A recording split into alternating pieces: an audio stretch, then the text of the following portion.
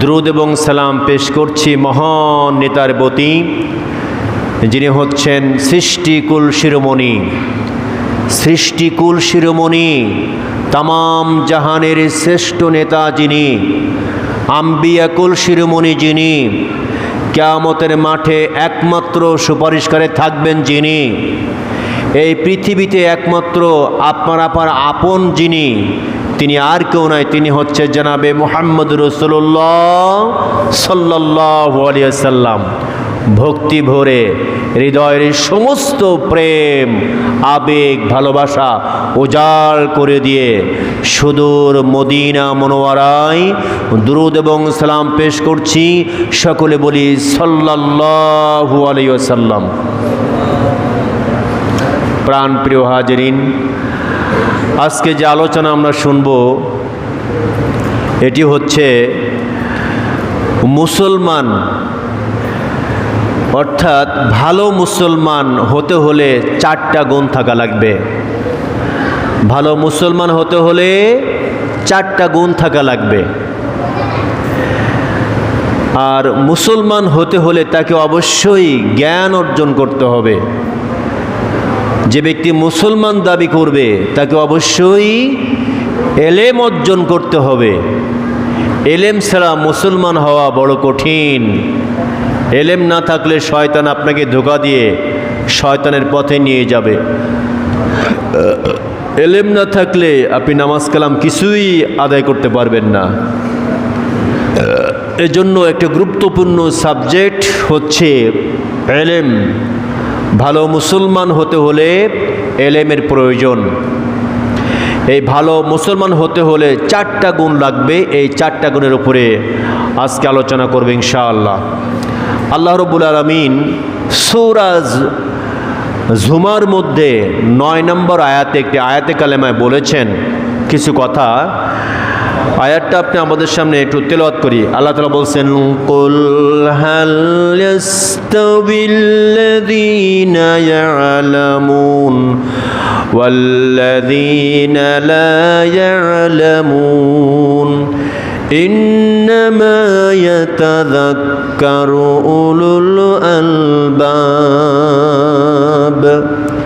এই আয়াতে কালেমাটা সূরা জুমার 9 নম্বর আয়াতের একটি অংশ, যেখানে আল্লাহ তাআলা বলছেন, নবী হে, আপনি বলুন যারা জানে আর যারা জানে না এরা কি এক হতে পারে? দেখছেন, আল্লাহ পাক নিজেই বলছেন যে যারা জানে আর যারা জানে না এরা কি এক হতে পারে? অর্থাৎ আল্লাহ নিজেই বলছেন, বান্দা তুমি জানো, তুমি পড়ো, ইকরা বিসমি রাব্বিকাল্লাযী খলাক। বান্দা তুমি পড়ো, তুমি জানো, জানার শেষ নাই, জানতে থাকো। জানার জন্য বয়স লাগবে না। যখন যে বয়স তোমার থাকে ওই বয়সেই তুমি জানার চেষ্টা করো। আমাদের প্রিয় নবী মুহাম্মদ সাল্লাল্লাহু আলাইহি সাল্লামের 1 নম্বর সাহাবী, প্রথম সাহাবী, যিনি প্রথম খলিফা হয়েছিলেন, তার নাম কি ভাই? হযরতে আবু বকর রাদিয়াল্লাহু তাআলা আনহু। আল্লাহর পয়গম্বরের 1 নম্বর সাহাবী, যিনি প্রথম খলিফা, তার নাম হচ্ছে হযরতে আবু বকর রাদিয়াল্লাহু তাআলা আনহু। ইনি যখন ইসলাম গ্রহণ করেছিলেন তার বয়স হয়েছিল 38 বছর। ইসলামের ফ্যানটা দাও তো, ফ্যান। যখন ইসলাম গ্রহণ করেছিলেন তার বয়স ছিল কত ভাই? 38 বছর। আল্লাহ নবীর সাহাবী আবু বকর যখন ইসলাম গ্রহণ করে তার বয়স ছিল 38 বছর বয়স।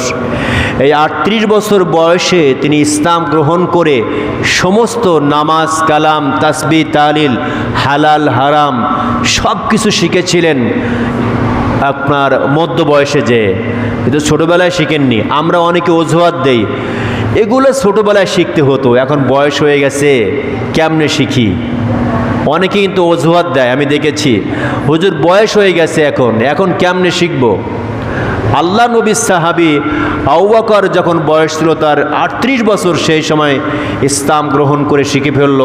অসংখ্য সাহাবী বয়স 40, 45, এমনকি 60-62 বছর পর্যন্ত বয়স হয়েছে, আল্লাহ নবীজির কাছে বায়াত গ্রহণ করেছে, মুসলমান হয়েছে। তখন তারা ইসলাম শিখেছেন, দিন শিখেছেন, নামাজ কালাম শিখেছেন, সব কিছু শিখেছেন। সুতরাং শেখার কোনো বয়স নাই।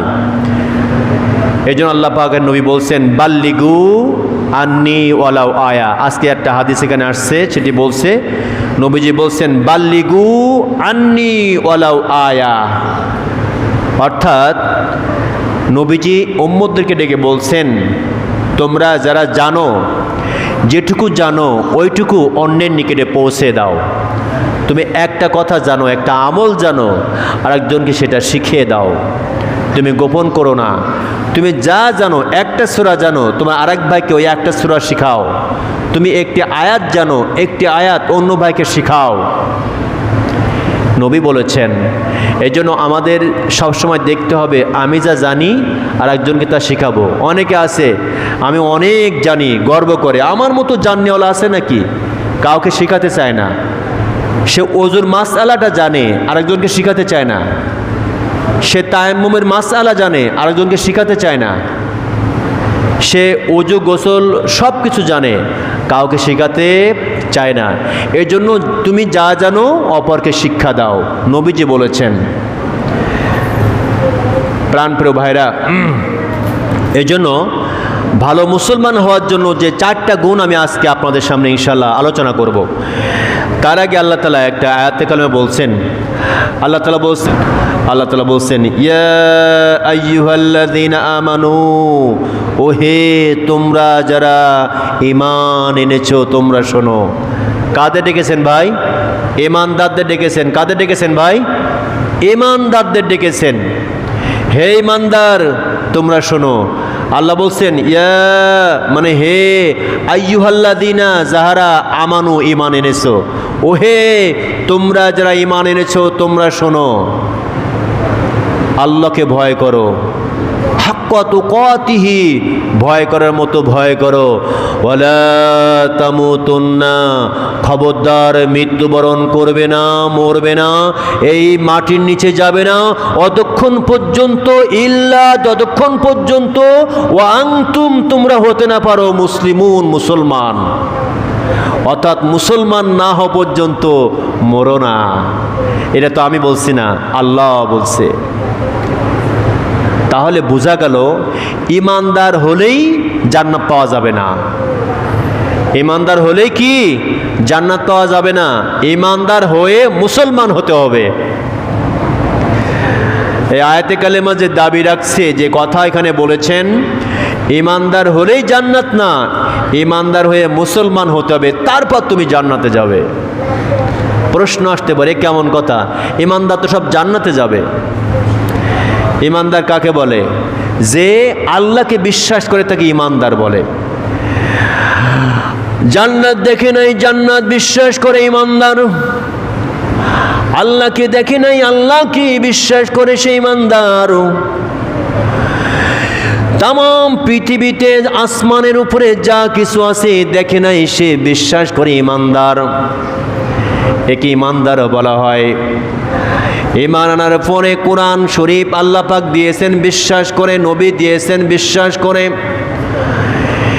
বিশ্বাস করার পর যে ব্যক্তি নেক আমল করে, আমলে চলে যে ব্যক্তি করে, ওই ব্যক্তিকে বলা হয় মুসলমান। ঈমান আনার পরে যে ব্যক্তি সৎ কাজ করে, সেই ব্যক্তি হচ্ছে জান্নাতি। ঈমান আনলেই জান্নাতে যাওয়া যাবে না। ঈমান আনা মানে আপনি বিশ্বাস করেছেন আল্লাহ আছে, কিন্তু আল্লাহ পাক আছে, আল্লাহর কাজ করতেছেন না। মনে করেন আমাদের পার্শ্ববর্তী একটা ফ্যাক্টরির নাম বলি, ফ্যাক্টরি হচ্ছে বিগ বস। বিগ বস আছে, আপনি বিশ্বাস করেন, কিন্তু বিগ বসে আপনি গেলেন না, বিগ বসে চাকরি নিলেন না, বিগ বসের খাতায় আপনার নাম ওঠে নাই, বিগ বসের ডেলি খাতায় নাম নাই, মাসিক খাতায় আপনার নাম নাই, তাহলে পরে ওইখানে কর্মীও আপনি হন নাই, ওখানের কোনো জায়গায় আপনার নাম না থাকার কারণে 1 মাস পরে যখন বেতন দিবে তখন আপনাকে ডাক দেবে না, আপনার খোঁজ খবর নেবে না। যেহেতু বিশ্বাস করেছেন, আপনি ঈমান এনেছেন, বিশ্বাস করেছেন, কিন্তু ফ্যাক্টরিতে ভর্তি হন নাই, কাজ কাম করেন নাই, এজন্য ওই ফ্যাক্টরির মধ্যে আপনার জন্য 5 পয়সাও কোনো মূল্য থাকবে না। আপনি বিশ্বাস করেন বেক্সিমকো আছে, কিন্তু বেক্সিমকো আপনার চাকরি নাই, আপনি বেক্সিমকো যান না, চাকরি করেন না। বিশ্বাস করেন বিগ বস আছে, বিগ বসে যান না, চাকরি করেন না, তাহলে আপনার কোনো মূল্য নাই, ওই বিশ্বাসই শেষ, লাভ নাই। আল্লাহ বলছে, বান্দা শোনো, তোমাকে আমি বলি, আমি আল্লাহ, আমাকে ভয় করো, ভয় করার পরে তুমি নেক কাজ করো। ইন্নাল্লাযীনা আমানু ওয়া আমিলুস সালিহাত, যারা ঈমান আনবে এরপরে যারা সৎ কাজ করবে ওদের জন্য আল্লাহ রাব্বুল আলামিন জান্নাত রেখে দিয়েছে। ঈমান আনার পরে সৎ কাজ করার পরে তারপর জান্নাত। ঈমান আনার পরে সৎ কাজ করলে মুসলমান হওয়া যায়। মুসলমান হওয়ার জন্য শর্ত, ঈমান আনার পরে সৎ কাজ করলে সে মুসলমান হয়। আমার ভাইরা, ইব্রাহিম আলাইহিস সালামের নাম শুনেছেন। ইব্রাহিম আলাইহিস সালাম কি আল্লাহ রাব্বুল আলামিন বললেন, ইব্রাহিম রে আসলিম, তুমি আত্মসমর্পণ করো। আল্লাহর খলিল বলেন, আসলামতু লিরাব্বিল আলামিন, আল্লাহ আমি আপনার কাছে আত্মসমর্পণ করলাম। ইব্রাহিম আল্লাহর খলিল, তাকে আল্লাহ নোটিশ করেছেন, আর আপনি আমি কোথায়? আল্লাহ পাক দৈনিক সব সময়ের জন্য 5 বার ডেকে ডেকে বলছে, আব্দুল্লাহ, সাইফুল্লাহ, করিমুল্লাহ, আব্দুর রহমান, আমার পক্ষ থেকে মসজিদে মিনার চুড়ে মসজিদে আজান হচ্ছে, আর ঘুমাইস না, আর তাস খেলিস না, দোকানে বসে গল্প করিস না, আয় আয় ছুটে আয়, আমার ঘরে চলে আয়, এসে নামাজ কালাম তাসবিহ তাহলিল আদায় কর, আমি রব্বে কারিম তোর উপরে খুশি হয়ে যাব।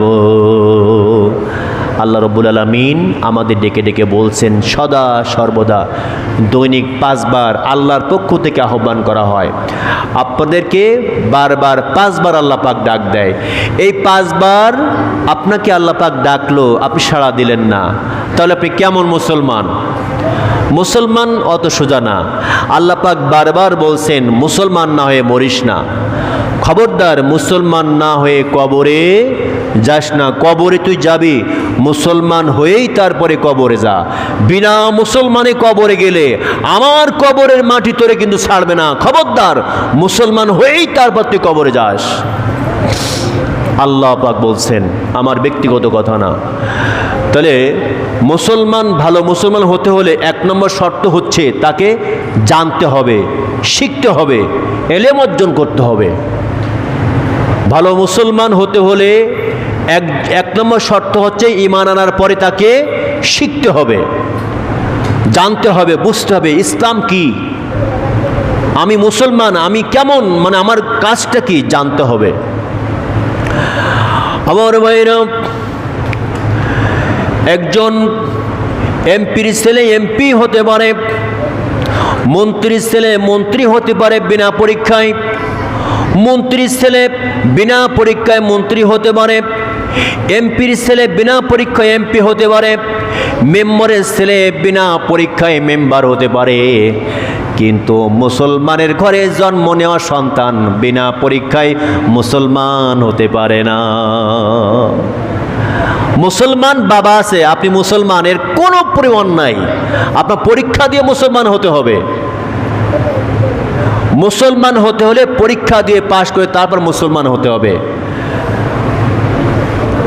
আপনার বাবা মুসলমান বলে আপনি মুসলমান, তা কখনো হতে পারে না। আপনারা জানেন, নূহ আলাইহিস সালামের ছেলে, তিনি তো আল্লাহর পয়গম্বর, এরপরেও তার ছেলে কাফের ছিল কিনা ভাই? নূহ আলাইহিস সালাম আল্লাহর পয়গম্বর, তার ছেলে কাফের। এরপরে মুশরিকদের ঘর থেকে আবার তৈরি হয়েছে মুসলমান, মুশরিকদের ঘর থেকে হয়েছে মুসলমান। কেমন? মুশরিকদের সঙ্গে সে পূজা করে নাই, সে এক আল্লাহকে বিশ্বাস করেছে, নেক আমল করেছে, বিধায় সে হয়েছে মুসলমান। আর আপনি মুসলমানের ঘরে জন্ম নিয়ে, আপনার বাবা নাম আব্দুল্লাহ, আপনার মায়ের নাম হালিমা, আপনি যাচ্ছেন অমুসলিমদের কাজকাম করতে, ইহুদিদের কাজকাম করতে, আপনি মুসলমান না। এজন্য বাবা মুসলমান মানে আপনি মুসলমান, এটা অসম্ভব। পরীক্ষা দিতে হবে যে আমি মুসলমান, সে পরীক্ষা উত্তীর্ণ হলে পরে আপনি মুসলমান দাবি করতে পারবেন। তাহলে মুসলমান হতে হলে এক নম্বর হচ্ছে জানতে হবে কেমন করে।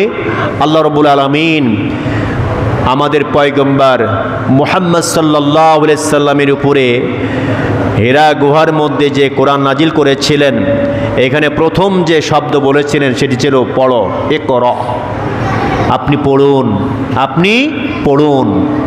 তাহলে প্রথম হচ্ছে পড়া, আপনার কাজ হবে পড়া, আপনার জানা, এগুলো আপনার প্রথম কাজ। আপনি একটু চেষ্টা করেন না, কোরআন নিয়ে খোলেন না, ইসলামী বই পুস্তক কিছুই পড়েন না, সারাদিন অফিস করে বাসায় এসে টিভি স্টার্ট করে বিদেশি সিনেমা, দেশি সিনেমা ইত্যাদি দেখতে বসে গেছেন। কিন্তু আপনার দায়িত্ব ছিল জানা, বোঝা ইসলাম কি জিনিস। এজন্য আল্লাহ নবীজি একটা হাদিসে বলছেন, আল্লাহ নবীজি বলেন, মান সালাকা তরিকান ইয়ালতামিসু ফীহি ইলমান সাহালাল্লাহু লাহু বিহি তরিকান ইলাল জান্নাহ। আল্লাহ নবী বলেন, যে ব্যক্তি এলেম শিক্ষা করার জন্য ঘর থেকে বাইর হয়ে যায়, জানার জন্য, বোঝার জন্য, শিখার জন্য, দিন বোঝার জন্য, দিন শিখার জন্য যে ব্যক্তি ঘর থেকে বাইর হয়, আল্লাহ নবী বলেন ওই ব্যক্তির জন্য জান্নাতে যাওয়ার পথটা আল্লাহ রব্বুল আলামিন তার জন্য সহজ করে দেয়। সুবহানাল্লাহ। যে ব্যক্তি এলেম অর্জন করার জন্য ঘর থেকে বাইর হয়ে যায়, আল্লাহর পরিচয় জানার জন্য, এই সৃষ্টি জীব সম্পর্কে চিন্তা করার জন্য, শিক্ষার জন্য, এলেম অর্জন করার জন্য যে ঘর থেকে বাইর হয়, আল্লাহ নবীজি বলছেন জান্নাতে যাওয়ার পথটা আল্লাহ রাব্বুল আলামিন তার জন্য সহজ করে দেয়। এখন জান্নাতে যাওয়ার পথ সহজ করতে হলে আপনাকে এলেম শিখতে হবে। এলেমটা অনেকভাবে হতে পারে। প্রশ্ন আসতে পারে, হুজুর আমাদের বয়স হয়ে গেছে 50 বছর 60 বছর, এখন কি মক্তবে ভর্তি হব নাকি? মক্তবে ভর্তি হয়ে তো এলেম অর্জন করার সময় আমাদের নাই, তাহলে কেমন করে আমাদের এলেমটা অর্জন হবে? আমার ভাইরা ভালো করে বুঝবেন, আপনি যেখানেই যান সেখানে আপনি এলেম আছে, যেদিকে যাবেন। একটা কথা বলি, মনে করে রাজনৈতিক কথা বলি একটু। যারা রাজনীতি করে, যদি কোনো ব্যক্তি ইসলামী রাজনীতি করে, তাহলে পরে ইসলামের রাজনীতি শেখায় তুমি বাবা মার খেদমত করবা, বাবা মাকে কষ্ট দিবা না, 5 ওয়াক্ত নামাজ তুমি পড়বা, নামাজ ছেড়ে দিবা না, তুমি সুদ খাবে না, ঘুষ খাবে না, জিনা করবে না, ব্যভিচারী করবে না। ইসলামী দলের কর্মীদের শেখায়। সুতরাং যদি আপনি কোনো ইসলামী দলের কর্মী হয়ে যান, ইসলামী দলের কর্মী হয়ে যদি বইগুলো পড়তে থাকেন, তাহলে পরে আল্লাহ রব্বুল আলামিন জান্নাতে যাওয়ার জন্য আপনার পথটা সহজ করে দিয়ে দিবে। পক্ষান্তরে যে ব্যক্তি ইসলামী না অন ইসলামিক দলে যাবে, ওই অন ইসলামিক দলের মধ্যে গেলে পরে নামাজের কথা বলে না, ঘুষের কথা বলে না, বাপমার খেদমতের কথা বলে না, সন্তান বাচ্চাদেরকে আদর্শ করার কথা বলে না, পর নিন্দা পর চর্চা কোনো কথা বলে না। এই দলের মধ্যে যখন আপনি যাবেন, আপনার এলেম চর্চা হবে না, আল্লাহ পাক খুশি হবে না। আল্লাহ নাখুশ হয়ে যাওয়ার কারণে আপনার থেকে জান্নাত দূরে চলে যাবে। এই জন্য শিক্ষার তো বয়স লাগবে না, যে কোনো বয়সে যেভাবে হোক আপনি শিখতে পারবেন। অফিসে চলে গেছেন, অফিসে যাওয়ার পরে আপনার অফিসিয়াল যে সমস্ত স্টাফ যারা রয়েছে তাদের সঙ্গে যদি আপনি কথা বলেন, ভালো কথা শিক্ষা হবে। আপনার অফিসের যে এমডি সাহেব আছে, এমডি সাহেব যদি আপনাদেরকে নিয়ে আলোচনা করে, ভাই আজকে ফজরের নামাজটা কে কে পড়েছেন, যদি এমন করে জিজ্ঞাসা করে, আপনারা প্রত্যেক কর্মীরা বলবেন স্যার নামাজ পড়ে এসেছি ফজরের, কেউ বলবে পড়ে নাই।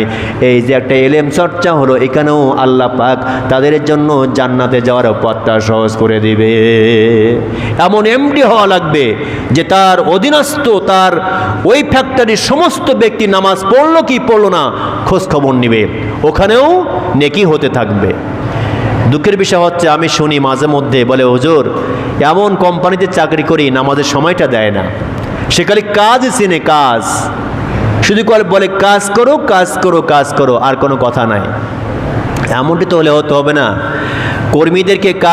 কর্মীদেরকে কাজের ফাঁকে নামাজ পড়ার সুযোগ দিতে হবে, মালিক খুশি হবে।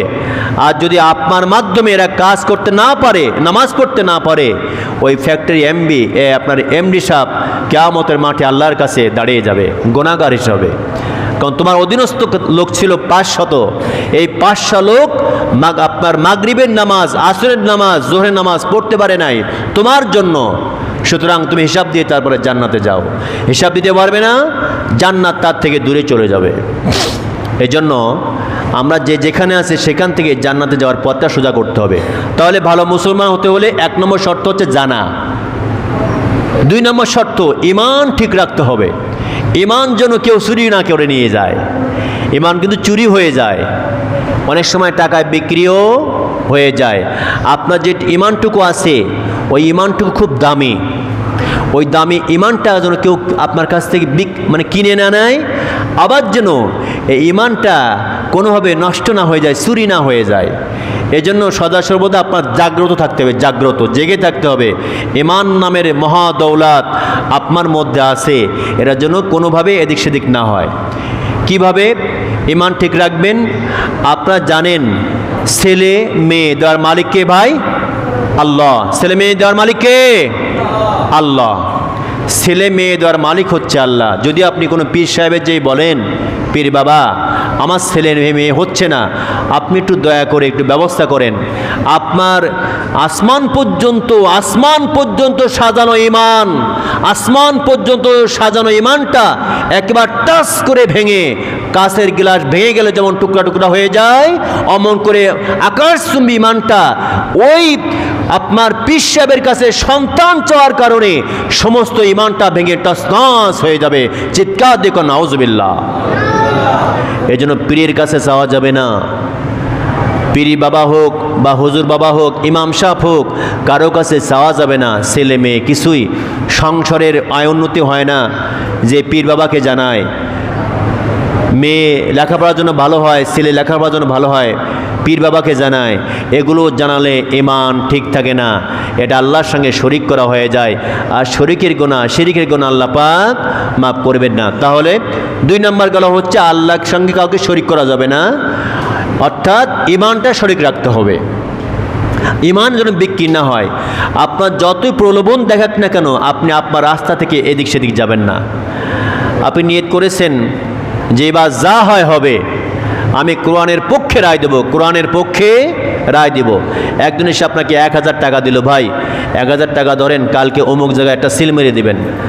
তখন আপনি দেখলেন 1000 টাকাটা দিল, যাক ঈমানটা তাজা ছিল একটা, কি করি 1000 টাকা, আপনি তারপর দিন সকালে যেয়ে একটা সিল মারলেন, ওই যে আপনার ঈমানটা বিক্রি হয়ে গেল। এমন কাজ করা যাবে না। এমন কাজ করলে আল্লাহ নাখোশ হয়ে যাবে, ভালো মুসলমান হিসেবে আপনার পরিচয় লাভ হবে না। যাক, এদিকে যাওয়ার সময় নেই। 3 নম্বর হচ্ছে আপনার নামাজকে হেফাজত করতে হবে, সঠিক সময়ে নামাজ আদায় করতে হবে। ভালো মুসলমানের একটি গুণ হচ্ছে সঠিক সময়ে নামাজ আদায় করা। আমি দেখেছি, আমার মুসল্লিরাও দেখেছি, অনেক সময় দেখেছি নামাজে গুরুত্ব নাই। নামাজ এমন হবে যে লোক দেখে মনে করবে লোকটা সত্যিই নামাজি। একজন মানুষ দেখে যেন মনে করে না লোকটি সত্যি নামাজি। নামাজ পড়তে দাঁড়াবেন তো একেবারে সুন্দর করে হাত কান ধরে একবার এভাবে হাত বেঁধে দাঁড়াবেন, সুন্দর করে সূরা কিরাত পড়বেন, ধীরে ধীরে স্থিরভাবে সূরা কিরাত পড়ে রুকু করবেন। রুকুর মধ্যে সুবহান রব্বিয়াল আযীম, কি বলি আমরা? সুবহান রব্বিয়াল আযীম। এটা 3 বার, 5 বার, 7 বার, 9 বার আমরা বলি।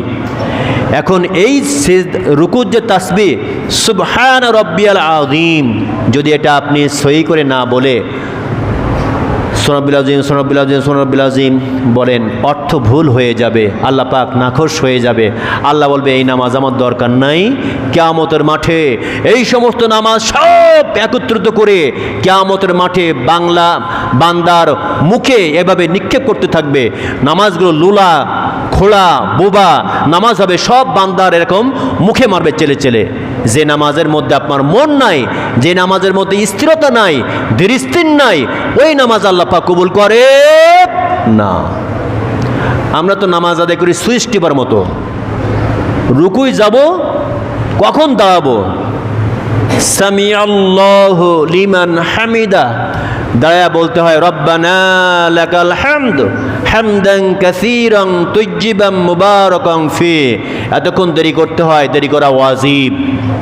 দেরি করা কি ভাই বলেন? ওয়াজিব। রুকু হইতে সোজা হয়ে দাঁড়ানো ওয়াজিব। আপনি রুকু হতে সোজা দাঁড়াইলেন না, সিজদায় চলে গেলেন, সাহু সিজদা দেন নাই, নামাজ হবে না। দুই সিজদার মাঝখানে বসা ওয়াজিব। যেমনি করে এখন বললাম, রুকু হতে সোজা হইয়া দাঁড়ায়া দেরি করতে হবে।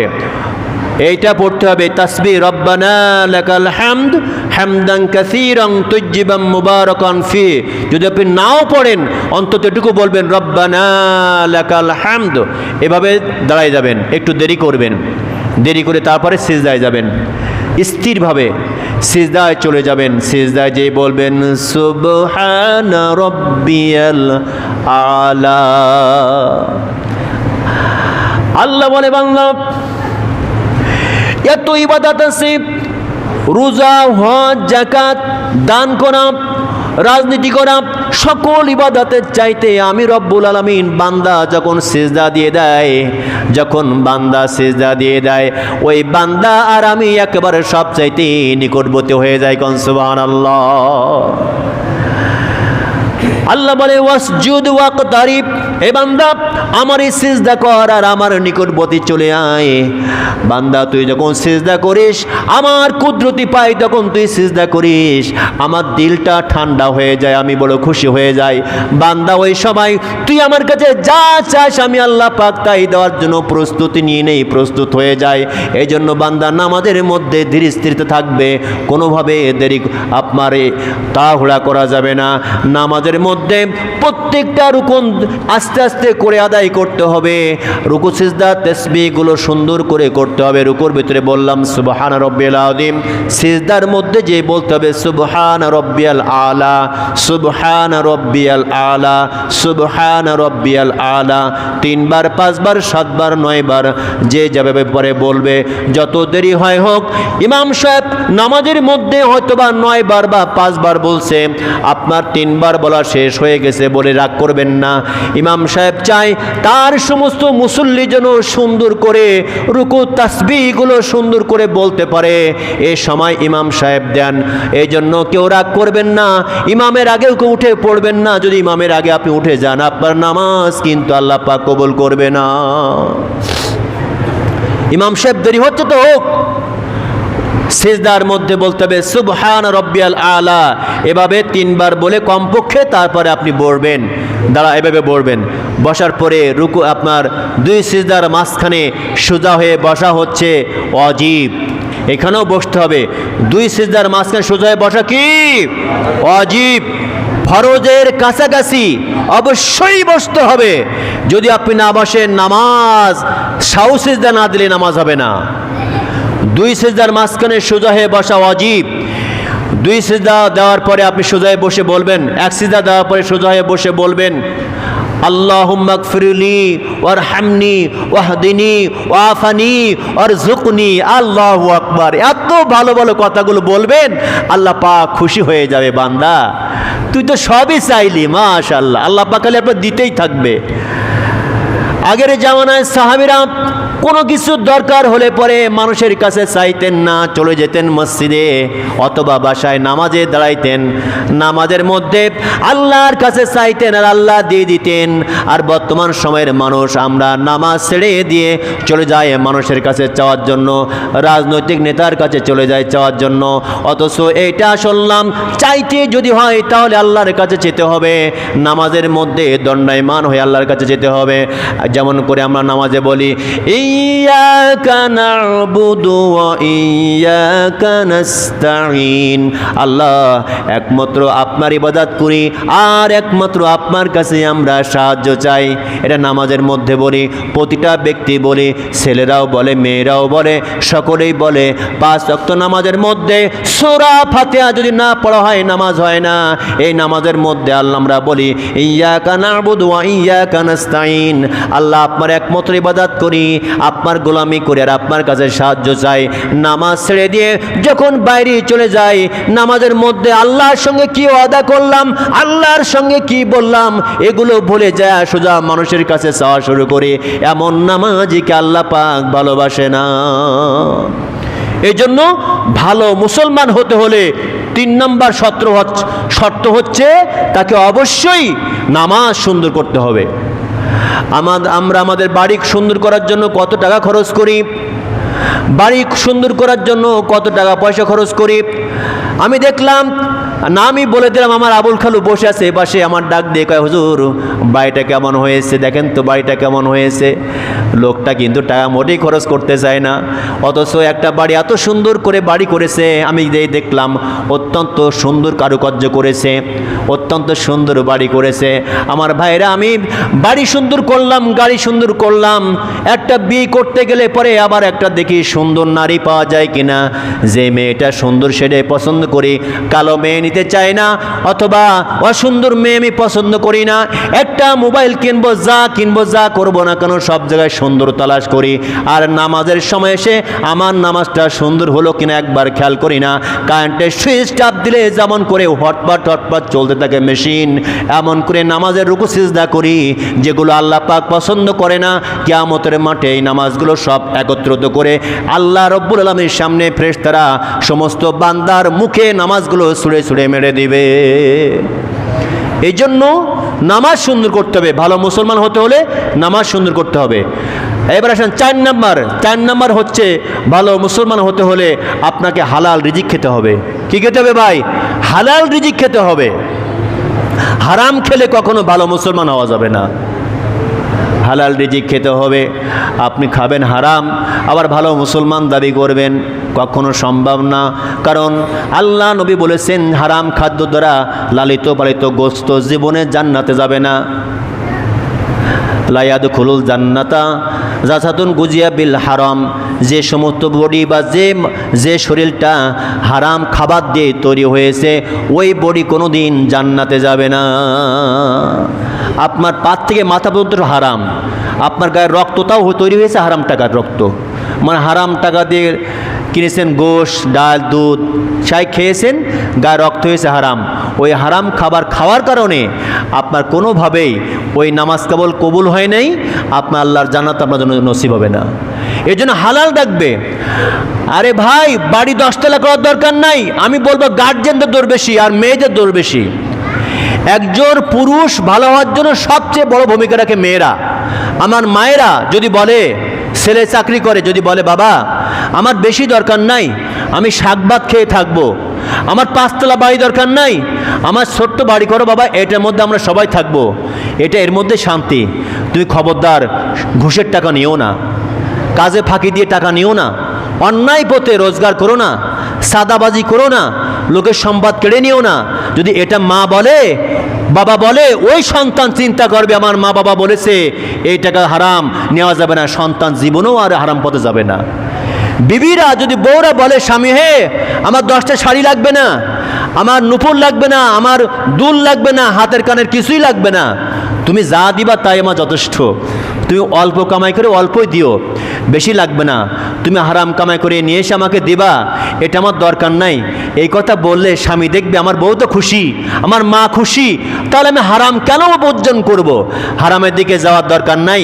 ওই হালাল রুজি অর্জন করে সে খাবে, বউ খাবে, বাচ্চা খাবে, মা বাবা সবাই খাবে। আল্লাহ নবী বলেছেন ওটা সাধারণ ঘর থাকে না, ওই ঘরটা আল্লাহর জান্নাতের টুকরো হয়। কোন সুবহানাল্লাহ। অথচ আমরা মেয়েরা বলি আমার এতটুকু হয় না। আমরা বাবারা বলি পাশে আব্দুল্লাহ 10 তলা বাড়ি করলো, তোমার এই একতলা রয়ে গেল এখনো। ছেলে চিন্তা করে কামাই করি 20,000, আব্বার মন ভরে না, এবার থেকে ঘুষ খাবো। বউ বলে পাশের বাড়ির ভাবি হাতে দুল, কানে মানে অনেকটা দুল আছে, চুড়ি আছে, শাড়ি আছে, তুমি তো আমার দাও মাত্র একটা। তো চিন্তা করে বোর তো খুশি করতে পারতেছে না, টাকা চাই, তো কী করবো, এখন থেকেই ঘুষ খাওয়া শুরু করি। সে অবৈধ পথে কামাই করে, গার্মেন্টসে টাকা পায় হয়তো কথা 20,000 টাকা হয় না, পথে আসতে যে যদি দেখা পাইলো, সিনা নিল তার মোবাইলটা নিয়ে বাজারে বিক্রি করে 2টা শাড়ি, 2টা ব্লাউজ ইত্যাদি 3 পিস নিয়ে বাড়ি আসলো। বউ কয় কি ভালো জামাই আমার, কত খুশি বউ, স্বামী এনে দিছে, কোত্থেকে নিয়ে আসলো, কিভাবে নিয়ে আসলো, এটা খোঁজ নিল না। এই সমস্ত বউয়ের কারণে, এই সমস্ত গার্জিয়ানের কারণে সন্তান হারাম পথে উপার্জন করতে বাধ্য হয়ে যায়। পায়ে ধরে বলবো গার্জিয়ান যারা আমরা আছি, সন্তানকে ফিরিয়ে নিয়ে আসি। পায়ে ধরবে বলবো মা বোনেরা, আপনারা আপনাদের স্বামীদেরকে বাঁচান, স্বামীদেরকে বুঝায় হারাম পথ থেকে সরিয়ে নিয়ে আসুন। আল্লাহ পাক তৌফিক দেন, আমিন।